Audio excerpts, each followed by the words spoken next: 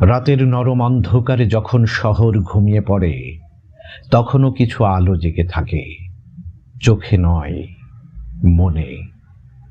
সেসব আলো কখনো কারো নাম ডাকে না, তবু মানুষের ভেতরের পথগুলো আলোকিত করে যায় নিঃশব্দে।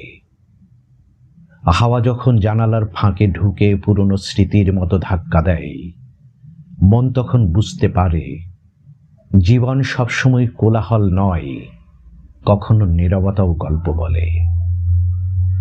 মানুষের ভেতরে দাঁড়িয়েও যে একাকিত্ব আসে, সেই একাকিত্বই আবার নিজের সাথে পরিচয় করিয়ে দেয় নতুন করে।